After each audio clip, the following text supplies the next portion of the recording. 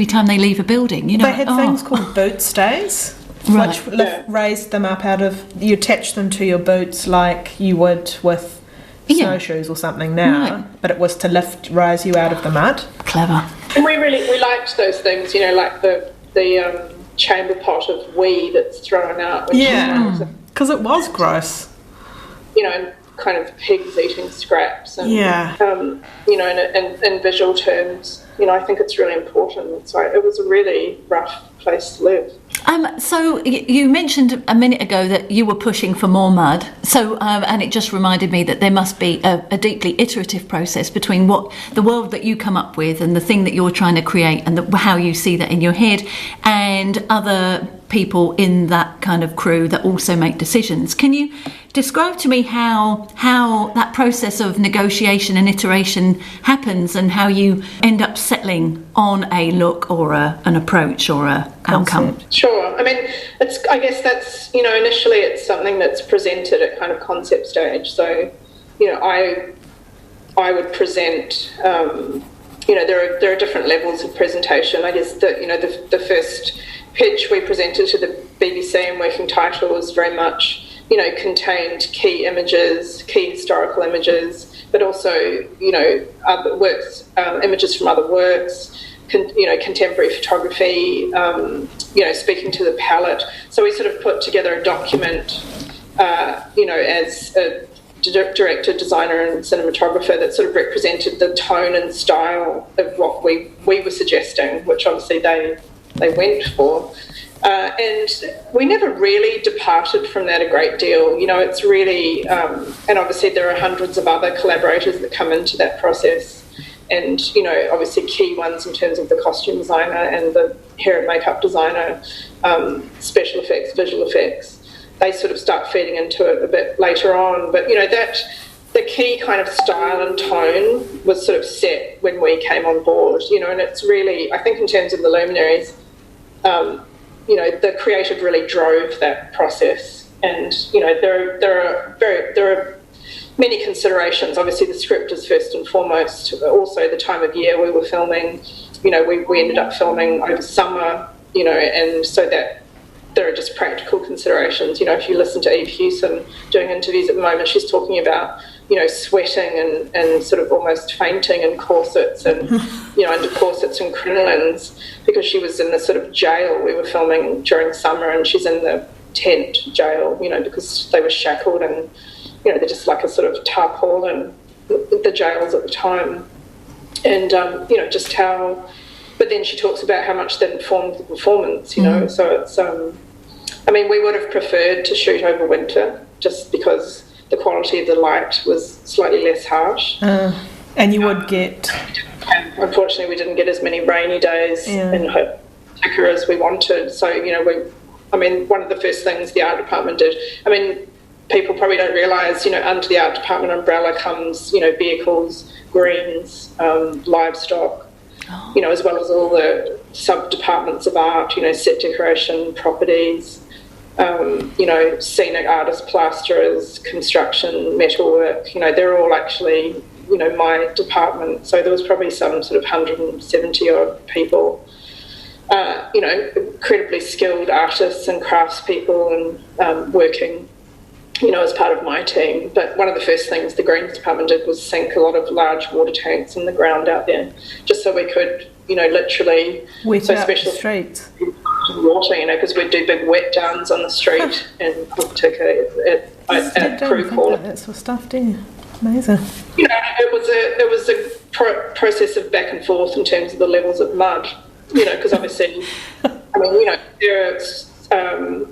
it's not studios in this case, it's more of the US system, but, you know, the BBC, you know, it's like originally the project was for BBC Two, which is, you know, has a slightly different kind of audience. Now they've sort of moved it to BBC One because I think they're quite pleased with it, but you'll notice in terms of the transmission even from TVNZ to BBC, like they've sort of upped the exposure a little bit, because I think, you know, there's I don't know whether it's a slightly more conservative audience, probably wouldn't have happened if it was on BBC Two, but, you know, it's kind of a thing about, you know, how the show is kind of marketed in itself. So so maybe it looked a bit brighter, you mean?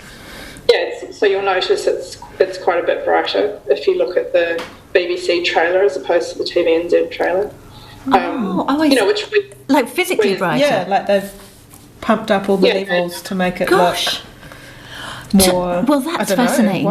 More approachable, or why would they have done that? On different networks sometimes, it's probably for the same reason that Game of Thrones, the last season of Game of Thrones, was criticised because it was very dark. It's kind of the filmmaker's intention a lot of the time, and obviously for period work, it's, you're working with pre-electricity, so it's candlelit or gaslit, or it has a different quality, the light has a different quality, but obviously, studios and networks have their own protocol in terms of how they want to, present something and how they want to sort of do that. So, conversations about mud and how filthy the costumes were, how filthy the actors were, what the environments were kind of like, those have to be, there's a big process of consultation, and then obviously there was, consultation with Ngāti Waewae, the Māori and protocol, because we were obviously filming, the story set in Ngāti Waewae country, and obviously Pounamu comes from the Arahura, and that was where the story was set. We didn't actually film a lot there. They sort of filmed the last week with a very reduced unit, sadly, so I wasn't part of that last week of shoot. But still, the story is set there. That's the heart of the Luminaries. It's very much the place of the story, so that was a big part of it as well. And obviously Tiro Tauwhare is one of the significant characters, the men in the story. So there was a lot of that going on simultaneously. There's a lot happening. The scripts are being written at the same time. The design really has to push the process through. Costume designer arrived from the UK. It was really just, it was an extraordinarily busy process that was sort of 7 days a week from the start of it to the end of it. It was intense.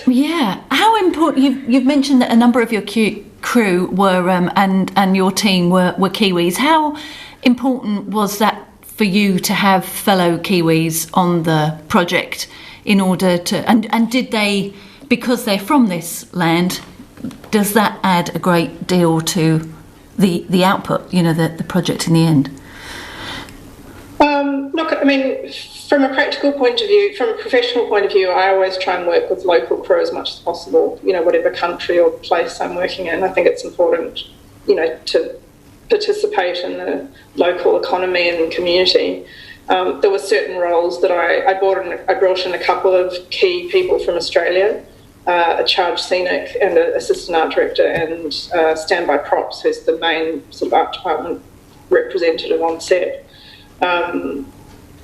Just because I had a prior relationship with them, and also because I found it very difficult, to be honest, to find women in senior positions in the art department, which was something that surprised me because, as a young woman at the late 1990s when I left New Zealand, because there were no sort of, lack of career pathways for women, which led me to apply to do a Masters at the Australian Film and Television School. I sort of hoped, I guess, that things would be a bit different, but so I was a bit surprised to see that, it seemed very much the same. I think there's one sort of senior male art director, female art director, but she was on one of the big US projects. So, I was working largely with New Zealanders, some of whom I knew from, sort of many years ago, but, they all thought I was Australian because I'd never worked here before, which was strange. And then my property master was actually British, but, he was originally from the UK, but he's been here for 10 years or something. So there was a real mix, as much as the Luminaries is such a sort of international story. There were quite a few international crew on this. But the bulk of my crew were Auckland locals, or, some from Wellington that came up. I guess, the key roles for me, the key hires for me always, wherever I go, is set decorator and charge scenic, because I work very closely. Charge scenic is the head of the sort of paint department. So they're scenic artists. They're artists. They're like a whole crew of artists. And I guess coming from a fine arts background, that's really fundamental to my process as a production designer. So I'm always very particular about who I hire for those two roles, and then the supervising art director really did the rest of the hires. And I asked them to hire, women where, I always ask for a balance of hire. But it was quite difficult in our case because we were competing against, other big US productions. Have you experienced that in other countries of like finding female? I'm so sorry, gang. Hi, this is Lucy. We've made a bit of a cock-up on the timing, and we do have to go because there's another programme following us. So I do apologise. I apologise to Felicity Abbott, who gave us a fabulous interview. You can catch the whole interview, so it's nearly an hour, on our blog, ReCooper8.com, and I'll put the link to that in our Facebook page. And next month we'll play the other part of the interview as well. And I'm sorry. We didn't do this very well, did we? With the timing. Too long. So sorry about that, but I would hate to cut into another show's time as well. So thank you very much for listening. We'll see you again next month, and I will put all the links to the blog on our website as soon as I can. Goodbye. Goodbye. Bye.